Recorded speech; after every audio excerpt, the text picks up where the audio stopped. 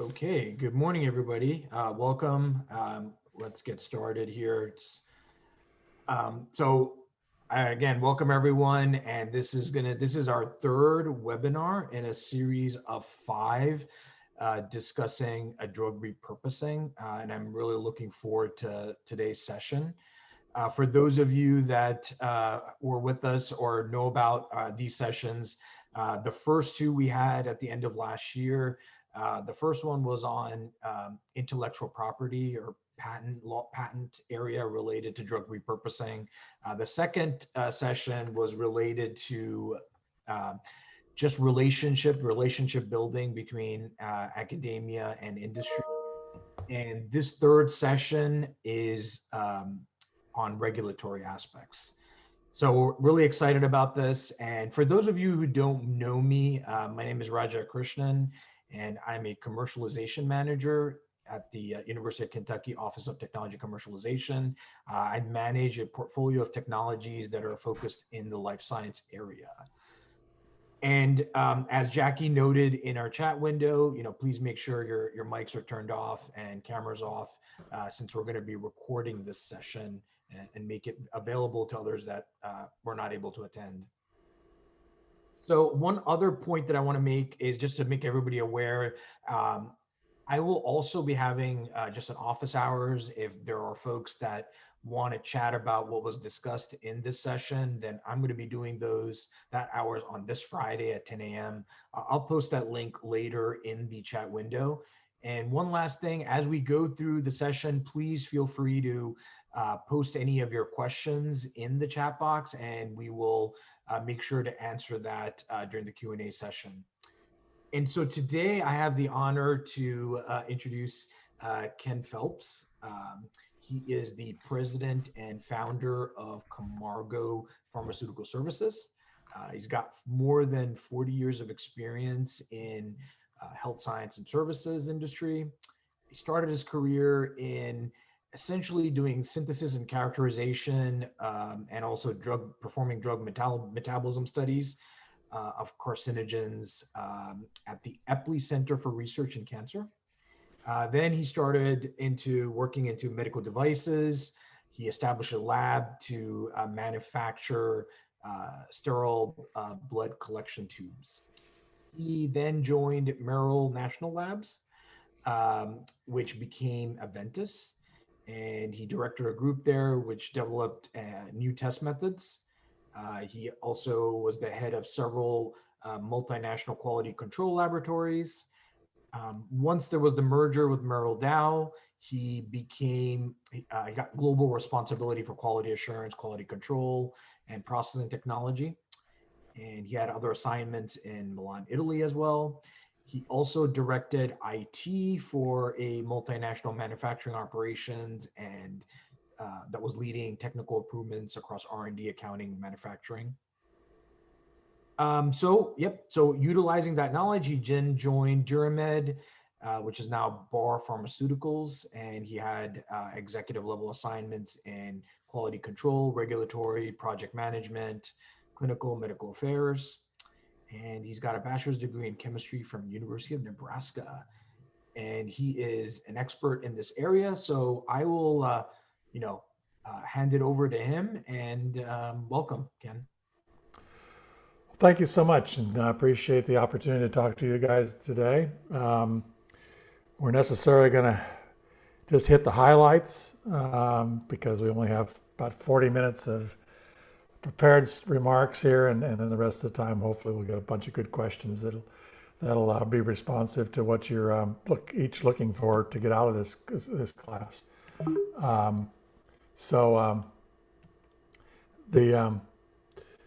We're just going to try to hit a little bit of the regulations. I don't know the regulations are that important, but just some of the, so you have a background of what you're facing if you're trying to repurpose molecules. And I understand that you're really interested in the commercialization of products, of course.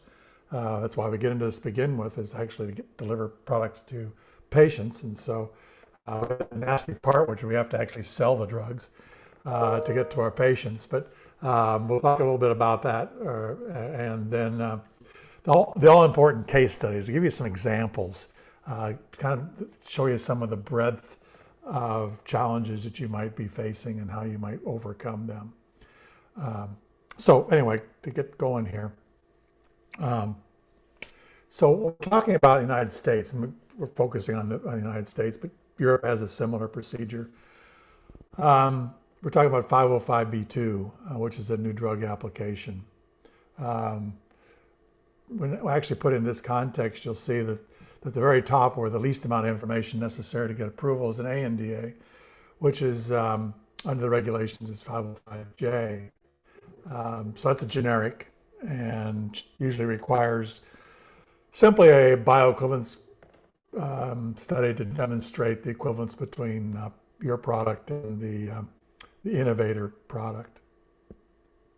At the bottom of the pyramid, which shows the relative amount of information necessary, is a 505(b)(1), which is your traditional NDA, where the sponsor is required to provide all the information from typically de novo studies, your typical studies necessary to show both safety and efficacy.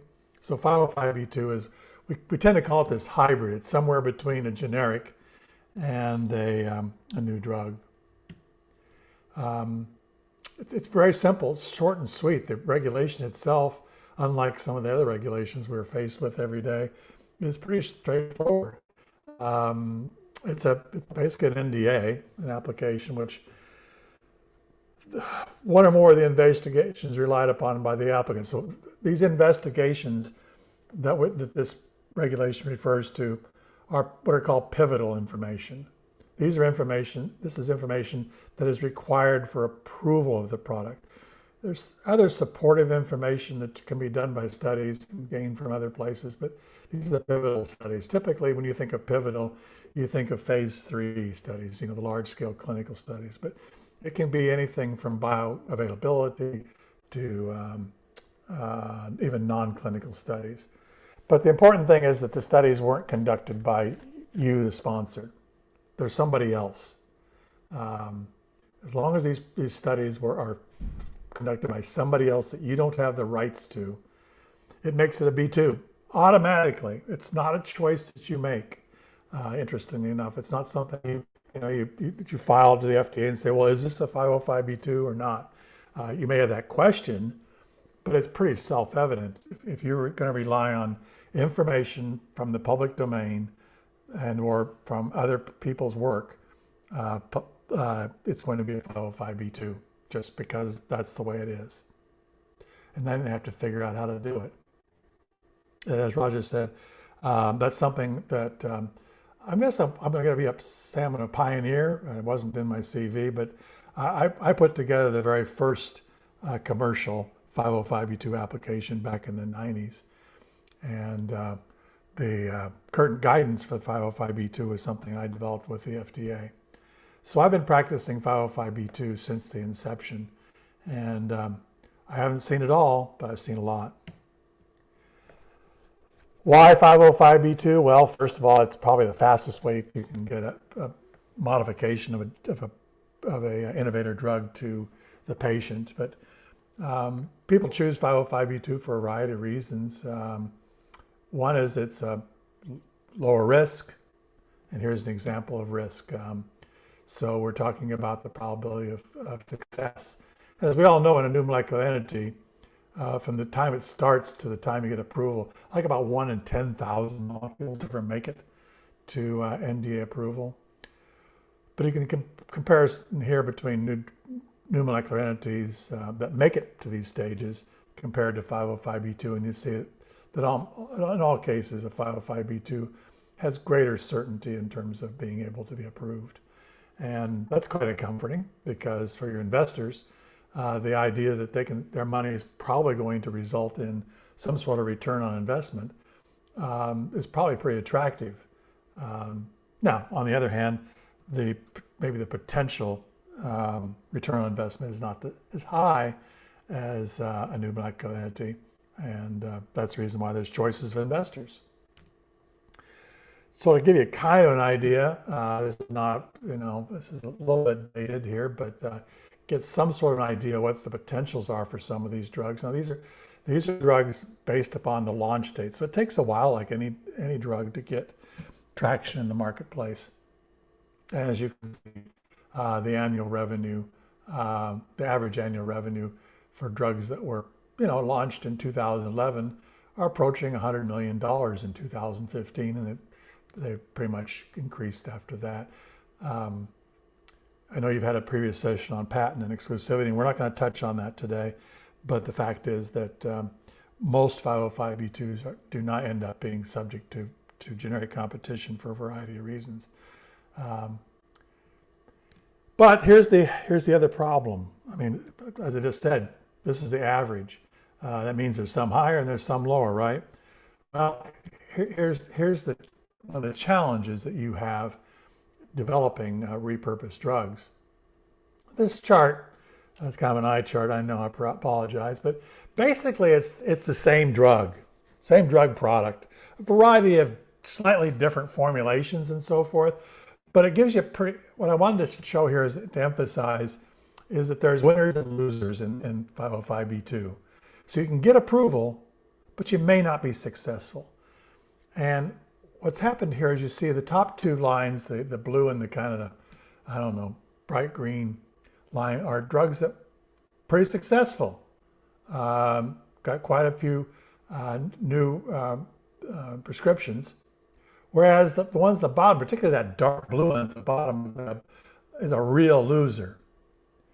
And what I want to tell you about is the difference between the winners and the losers is almost entirely related to the labeling. The losers' labels look like a generic label. You can't distinguish them from a generic. They didn't do any studies to show the difference between their product and the product that's already on the market. The top two lines are products that spent the extra time and effort, money, to gain information, probably through studies, I know definitely through studies, that gain information on the labeling that made them compelling to the market. And this is going to be crucial as you think about your development program, because it's not enough just to get approval of your product. You must have a compelling product, a compelling product proposition. So again, why this problem? It was the wrong label. So your challenge is to develop the product, a label and the product. And you're thinking, gosh, I can do the product because that's pharmacy and studies and so forth. How do I develop the label? That's a challenge. Because at the very onset, what you really are trying to do, and I know that's what you're thinking about when you're thinking about the products you're going to work on, is this perceived need really a recognized unmet need? Now, from your standpoint, you're trying to evaluate and determine, where your product's going to go. And you're thinking, well, I think I know what the need is. But the question is really, in terms of understanding the marketplace, is there really a need? And that often requires a different skill set than what you've been used to. So the questions you have, for example, is what is the target population in the United States? Now, again, I'm confining my remarks today to the United States. It's a whole different, well, not a whole different way of thinking in the EU and outside the United States, but it is quite different in the way you have to approach the EU. But it's how do they think about the therapeutic space? It doesn't really, at the end of the day, make a difference in what you think. It's always about how they think. Isn't that always the case for a market? But it's thinking about that target patient population. And then which doctors? How do they treat the disease? We had an example where a client in Israel, and maybe that's probably why they didn't understand the US, but they were in Israel and they were developing a drug that would treat kidney cancer. As you all know today, kidney cancer, well, you just take out the kidney and replace it with dialysis. So their product was going to be able to treat kidneys in situ and obviate the need for surgery. So they were talking to a lot of surgeons in the United States, urologists, surgeons. And I asked the question, why? They said, well, can't, it's stupid. Surgeons are the ones that take out the kidneys. And I said, but that's not who's going to be using your product in the future. It's going to be the urologist in the office, in-office visit. Uh-oh. Whole different set of doctors. The market, they thought the market was displacing surgery, which it did. But those costs weren't going to be in the future. The costs were going to be the administration of the drug. So the market was quite different than the one they thought. Now, this whole chart, I don't expect you to, you can take, I'll be sending off this PowerPoint presentation to Raja, and you can download it, I guess, to your own computers and look at it. But all I'm trying to say here is it's complicated. Who's paying for what, who's being influenced to be able to prescribe. And you see the patients down there at kind of the bottom, when the patient really should be the focus of all of our work, right? But in fact, to get that drug to the patient, you have to go through this map of who is going to make the decisions about whether your drug gets even presented to the marketplace, being presented to the healthcare professionals. So you really have to understand for your proposed product how it's going to work. Because when you think about, I think the next step is here, your next class is going to be on investors and so forth. But when you go to the investment community, I don't care who it is, you're going to have to figure out who's going to pay for what.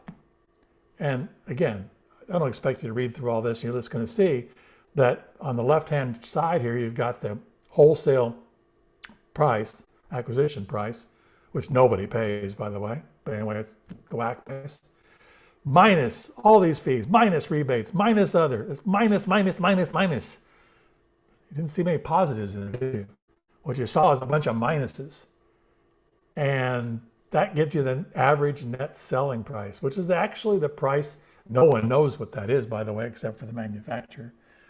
But it's the price that you're going to end up getting to be able to address the return on investment.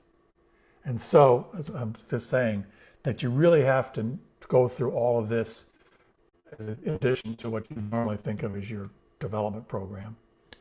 It's part of your development program. And you need people who are experienced at that.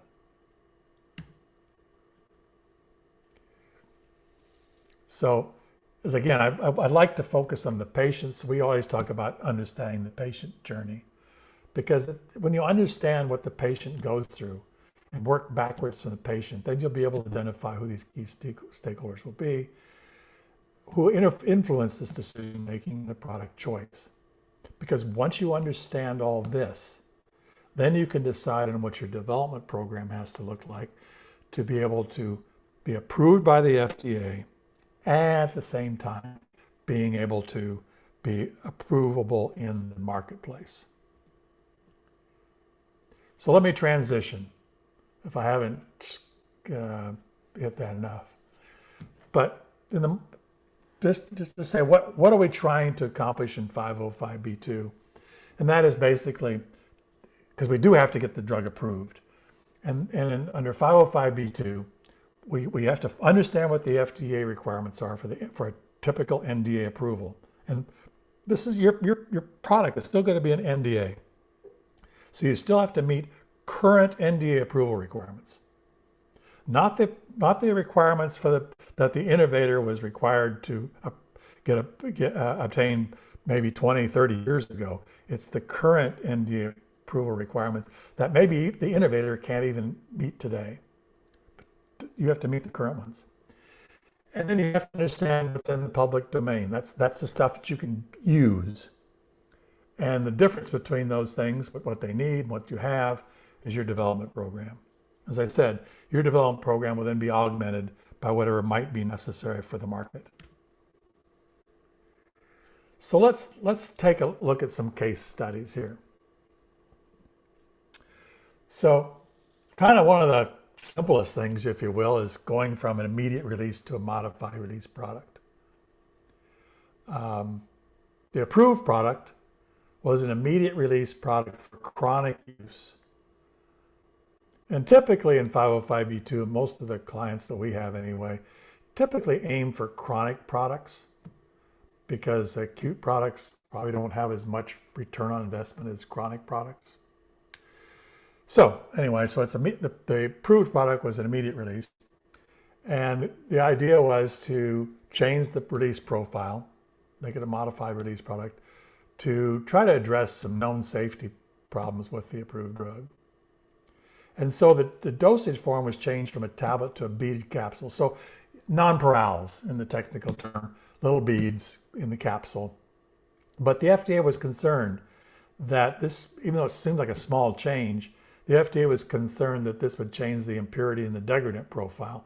And let me just say that the approved product, it was approved many years ago, when the FDA wasn't as keen on the impurities and degradants as they are today.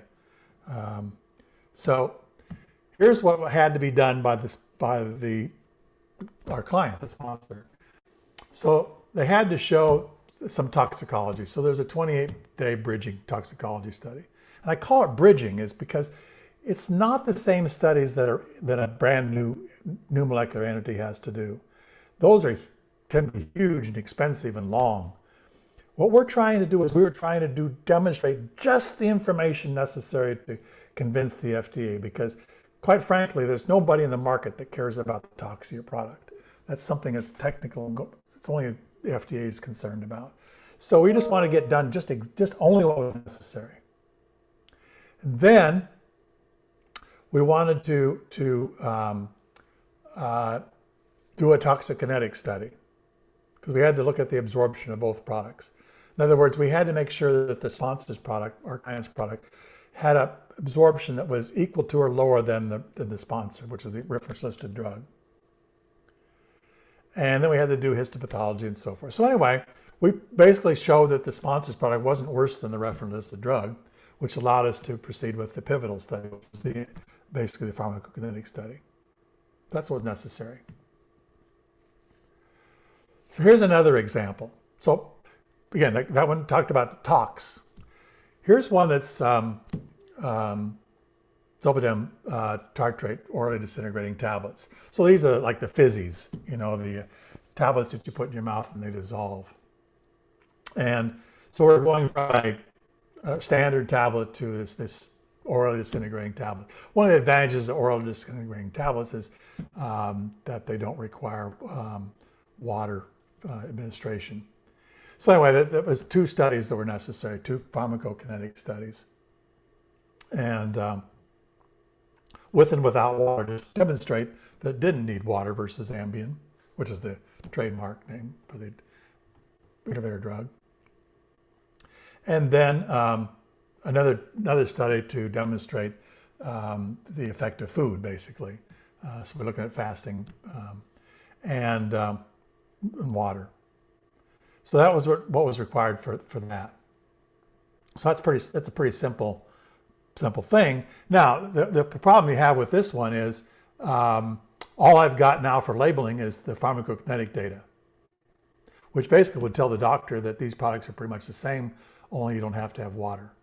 So that's what you'd be able to promote on the labeling, was that your ODT, oral disintegrating tablet, didn't require water for administration. Otherwise, doctor and patient, it worked the same.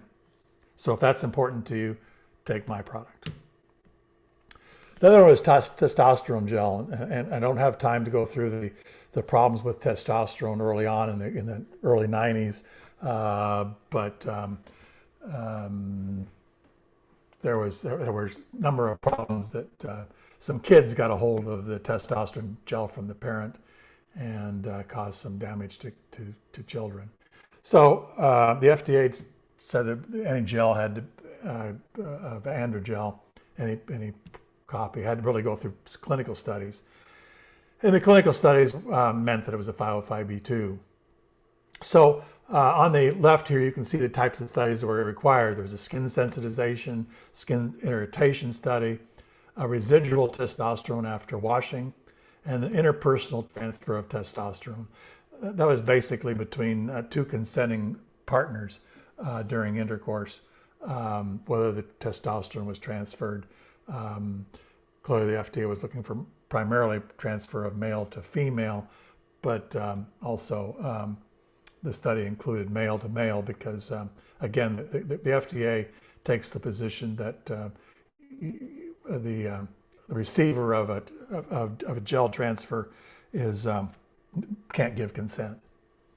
So these are the studies that were conducted. There was quite a few studies that were done, but the market for the eventual product was hundreds of millions of dollars. So, and these studies were very short term. You can see here the number of people were very small, and the studies were all conducted in a matter of months. And they were very low risk studies, by the way. I was involved, my company was involved in some of these studies, and this was a very, very impressive commercial success. So here's another example. This is a product that was indicated for combined use with metformin to lower blood glucose. But the issue here was that this combination is recommended only in patients who have failed monotherapy with either agent alone. So, but in any case, the approval of this fixed dose combination would only require a bioequivalence study, right? So right now, at the time this was done, patients who had failed monotherapy had 2 prescriptions, and the proposal here was to replace with 1 prescription. And that was pretty straightforward. Conceptually, for the label, that made sense. All we needed to do was a PK study.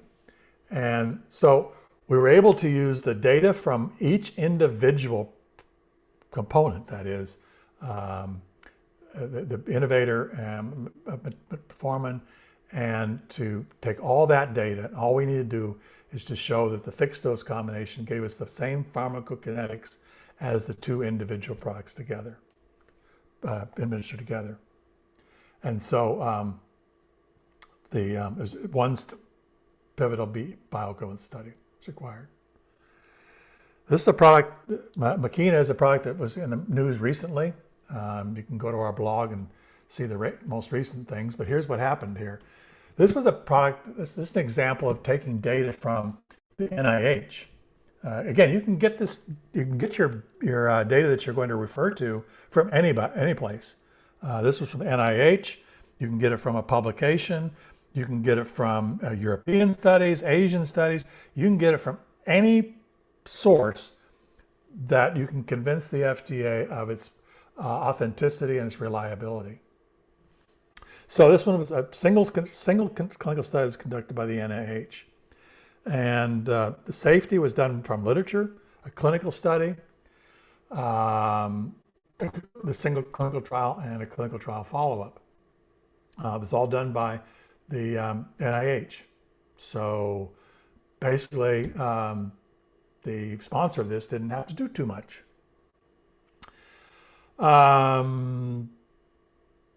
But so upon approval, the problem during the approval by the FDA was the FDA wasn't really convinced about the clinical study done by the NIH.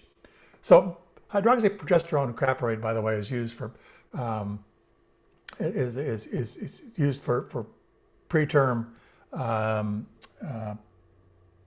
delivery. And so the problem was that we didn't measure the neonate morbidity and mortality. It was more about the mother than the kid, if you will. So, the agency said, well, we think this product's good. It's been used many, many years, compounded. And so we're going to approve it, but we're going to require post-approval. And so they wanted to look at the urine of pregnant women throughout the different stages of gestation. And they wanted a confirmatory clinical trial that included an appropriately powered clinical endpoint of neonate morbidity and mortality. Well, guess what? The news was that this confirmatory clinical trial was just completed and it failed. I actually did 2 studies and both studies failed. Now the problem with this, and I don't have time to go into it, but essentially what happened, folks, the reason why it probably failed, it probably didn't fail in the sense that it actually did prevent preterm delivery. But because this product was approved in the United States and it was considered to be standard of care, it was literally impossible to recruit any women on this study. No pregnant woman wanted to go through a placebo on whether the baby would be born or not. So this study was done in other countries outside the United States who have a less desirable standard of care. And it really was confounded by a number of different drugs that were being used and the conduct of the study and so forth.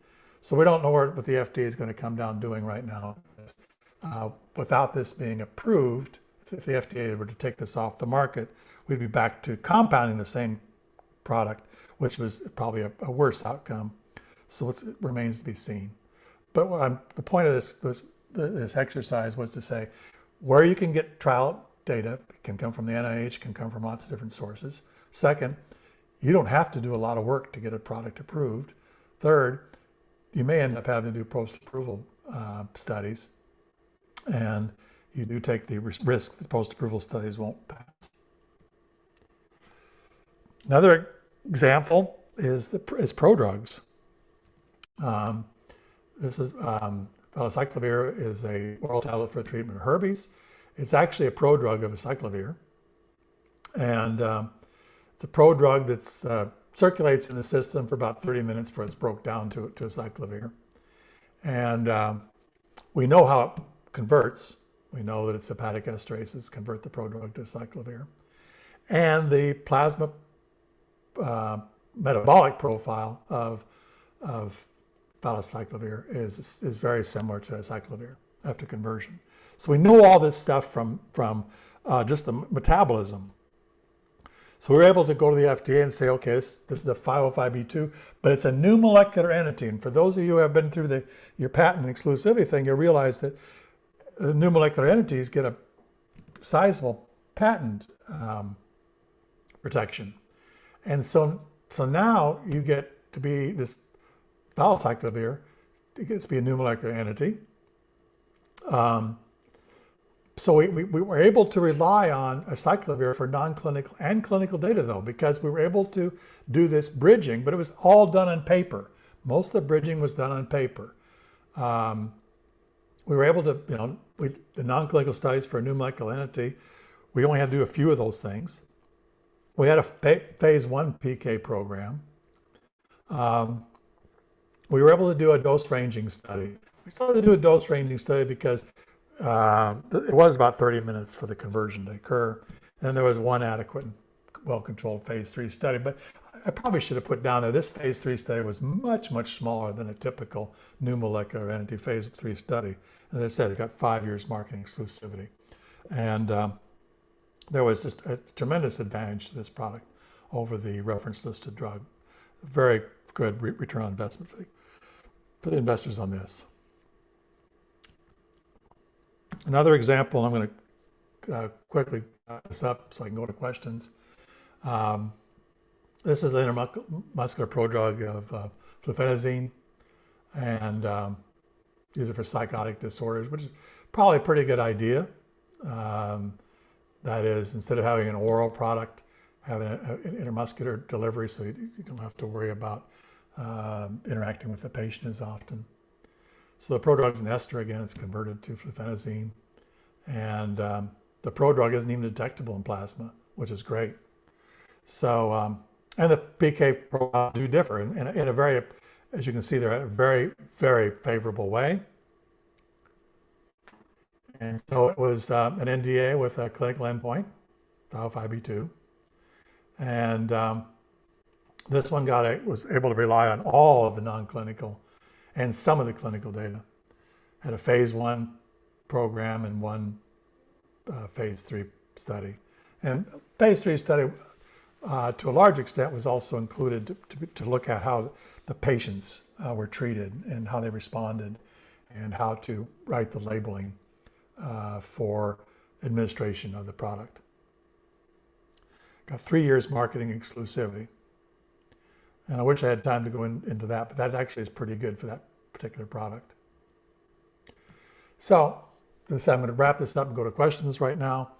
But I want my assertion here is that repurposing a drug is, besides being a great thing for patients, repurposing is a lower, not a vanishing risk, but a lower risk business strategy. But it does require a team of people to think through the development plan, approval pathway, and a commercialization plan. So the team that you have has got to have both scientists, it has to have commercial people, it has to have some regulatory people. It takes the whole enchilada, if you will. It takes a whole team to make sure that you're successful. And I can't stress enough that you need to spend time and money up front developing the strategy and getting the FDA input early on to avoid surprises. And the FDA is remarkably welcoming to these early discussions. I don't know if you've had any chance to have discussion with the FDA on the generic side, which is almost impossible, or even on the new drug side, where at the initial, they're not sure if you've got, but they're very interested in trying to spur the repurposing of drugs. It's really important to identify these inflection points for valuation, for fundraising.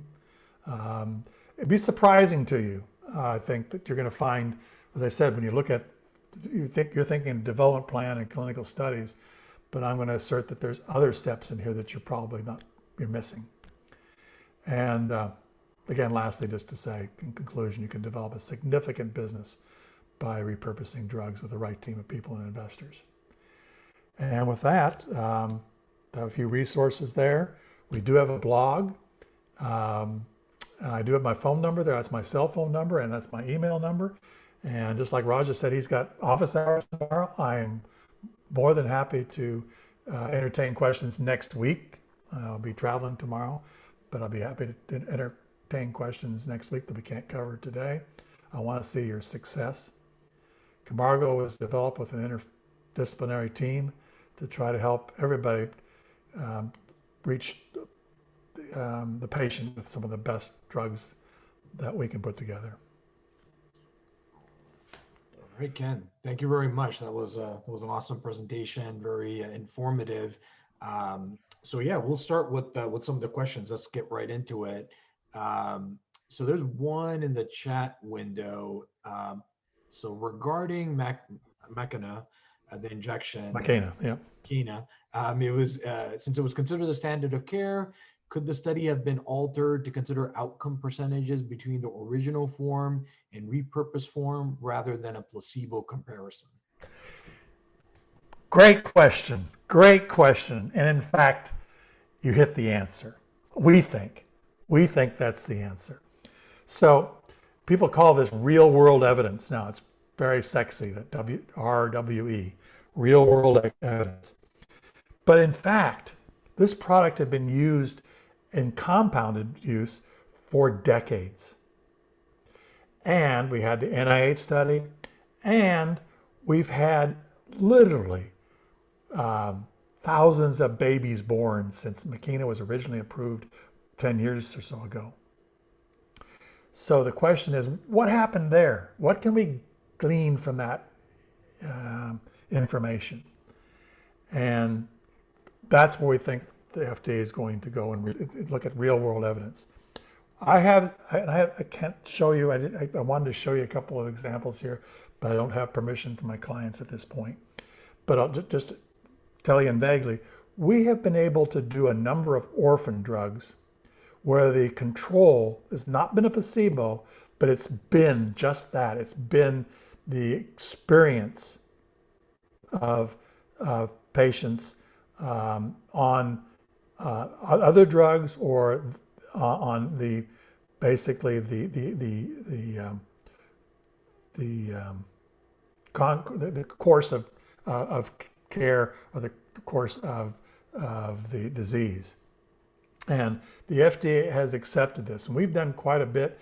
And in fact, we did a webinar for Cures Within Reach on the use of real world evidence to show, and we had a couple of examples there where we were able to convince the agency to not do placebo-controlled trials and use other control mechanisms. We've been quite successful for at least a decade now, before this real world evidence became a sexy term. All right, thank you very much for that. So please put in questions in the chat box. One thing I want to highlight for me was fascinating is the last couple of case studies regarding the prodrug examples where you could have the prodrug a patent for it, right? You could have the patent rights for a new composition, but also get basically a 505(b)(2) pathway. Is that right? That's basically what it was. That's true. So you can get, in terms of exclusivity, you've got the possibility of 12, 7, 5, and 3 years exclusivity. 3 if a clinical study wasn't necessary, 5 if a clinical study was necessary, 7 for an orphan, and 12 years exclusivity for a qualified infectious disease product. So depending on what you have, you can get quite a bit of market exclusivity without having any patents at all. We have several examples of this QIDP, Qualified Infectious Disease product, where you get 12 years exclusivity essentially. It's amazing. That's more than a new molecular entity typically gets upon approval it supposedly has a lot of patent life to it. Yeah, so done right, again, going back to what I said last, get yourself a great team, a team that understands all this parts, and go through that with that team, what your ideas are. And you may find things that you thought maybe couldn't be done or, didn't sound like a great idea, could be great ideas. And then some other times you get a great idea that's not a very good idea. Yeah, that's great stuff to think about for all of us. So one thing on that note is, maybe some, I know you've gone through all this presentation, but maybe summarize some words of wisdom from the perspective of, so you got these academic researchers. One example might be, they find a novel target and for a particular, let's say, disease, and the first thing that they might do is screen FDA approved drugs for that target, right? And then let's say they find some matches. So in your words of wisdom at an early stage, summarizing briefly, what would you suggest that the researchers do? Like, how do they think about what you've presented, like regulatory, or maybe in business? What do they think about at the early stages so that they don't, so it's not too late, basically? Well, first of all, you're going to be thinking about the patient, and you're going to do whatever you need to do to treat the patient through your idea. And so don't let that get in your way. Most of you didn't join academia to become, wealthy through drug development. But to make it attractive commercialization wise, the one thing that you're going to find is if the generic or the product that's already on the market works, is adequate, doesn't have too many complications, there's probably not going to be a great market for that. Just publish it and tell the world that that's the case. Because adding an indication to an existing generic typically doesn't add much money or value to the system. Generics cost practically nothing today. And so it's hard to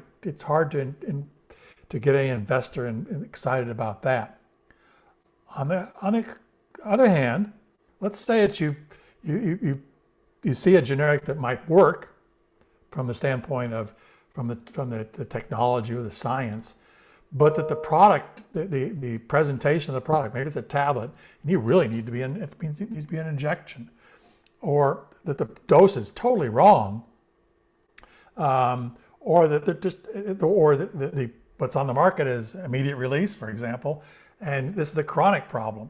The generic is an acute indication, and it's a chronic problem. This might be great. Look at what's happened with dexamethasone for the pandemic, COVID.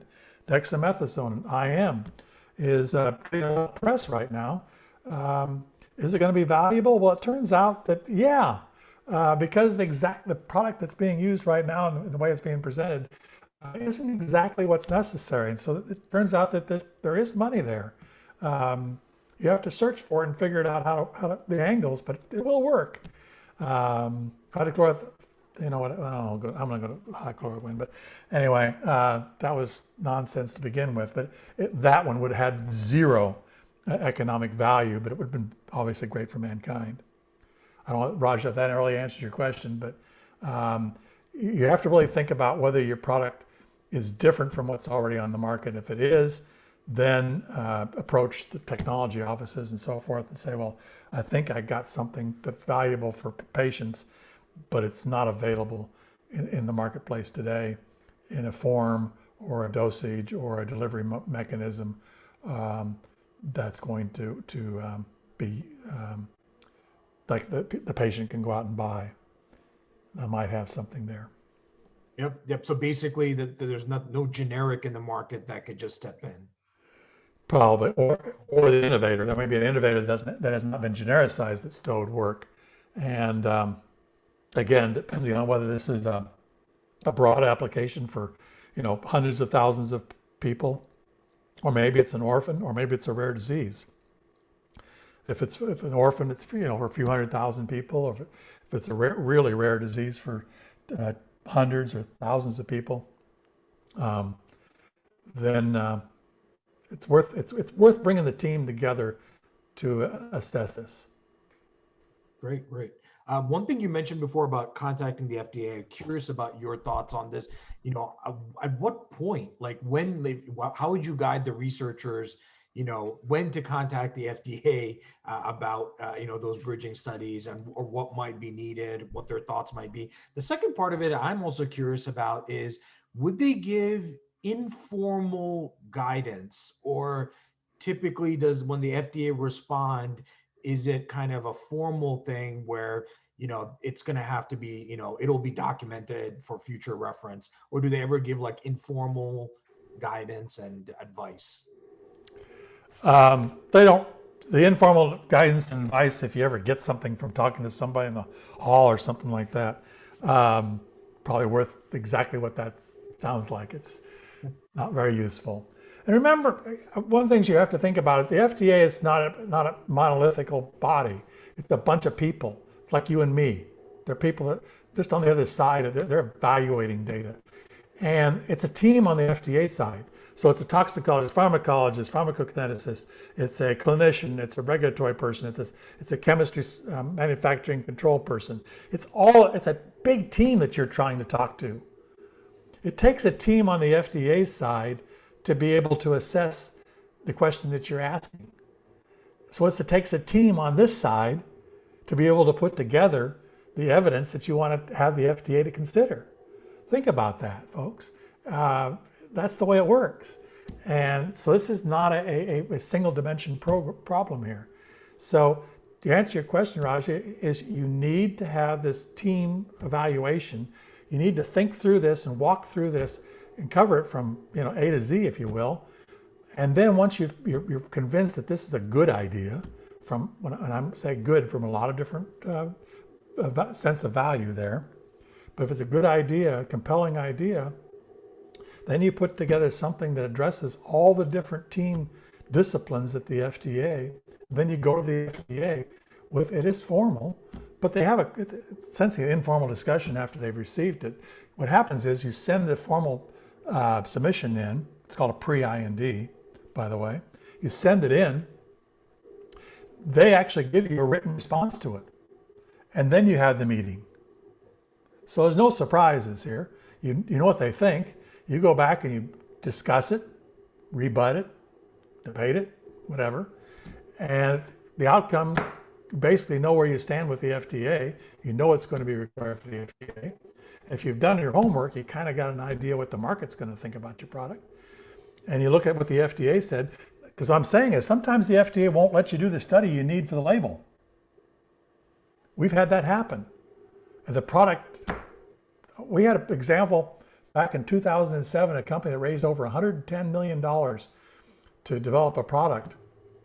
And no question, we could do the studies and all this sort of stuff. So we went to the FDA and the FDA says, well, you could do the study, but we will not put that on the labeling.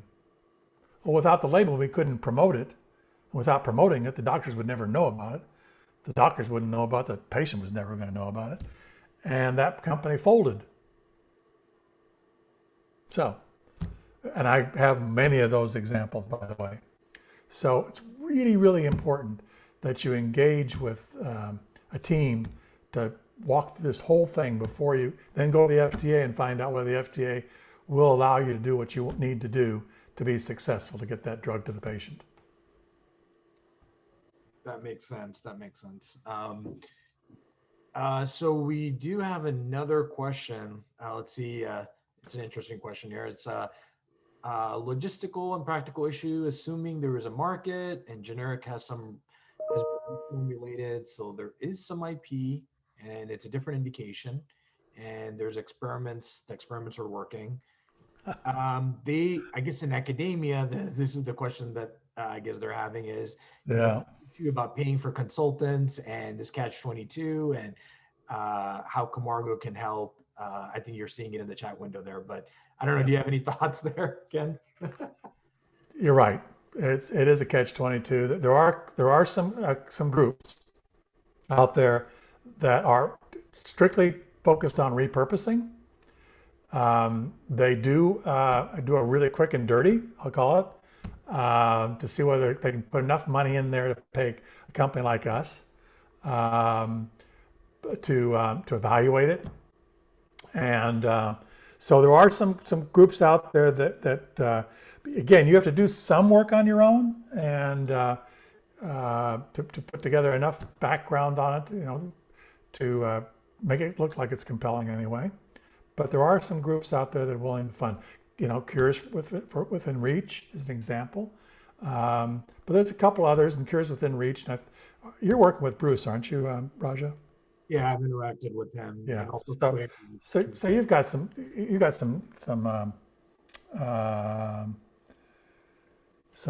pathways there to raise enough money to do this. And what we do at Camargo is we basically do what you just said. Was we do a quick and dirty initially to see if it makes any sense to move on, because we actually absolutely have no interest in working on things that aren't going to be a benefit to the patient. We are dedicated to improving patient lives. Yeah. So on that note, we do have the next speaker, the next talk in March is going to be from the funding side, funding opportunities from nonprofit. Cures Within Reach is going to be talking about that. So well, great. So yeah, that should be good. So and we do some pro bono work for them. So so there is a little bit of that. Okay. Yeah. So I think we have a few more minutes. If there are any other questions, the one other thing I would be curious about, and I guess maybe it's another case here, but if you can talk a little bit about if there's an existing drug, but it's put in a different vehicle, let's say liposomes or some other delivery system, just thoughts on that.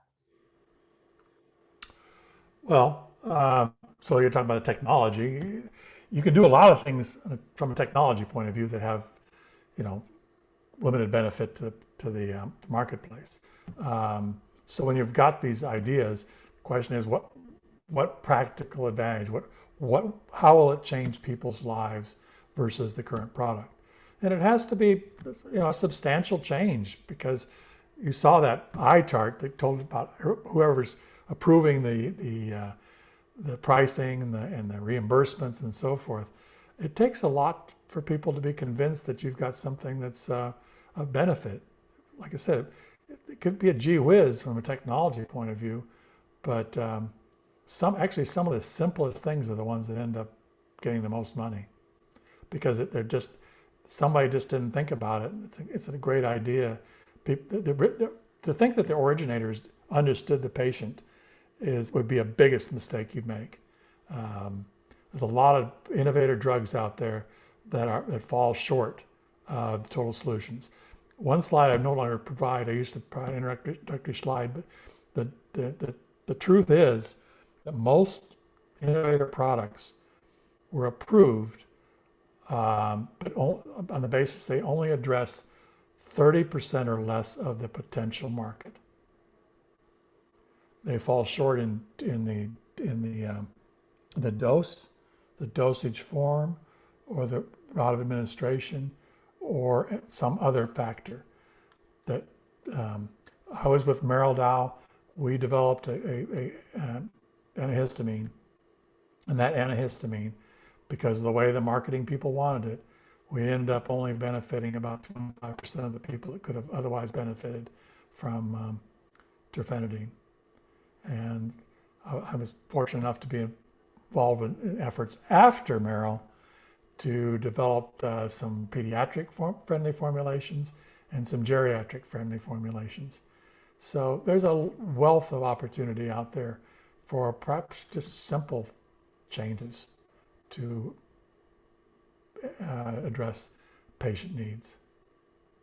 Okay, sounds good. I think we don't have any other questions at the moment, so we can wrap it up at this point. And again, appreciate you willing to come and talk to us. And thanks again for doing that. And thanks for all of you for joining us and attending this webinar. And yeah, stay tuned for the next webinar. Thanks, Ken. Thank you. Bye all.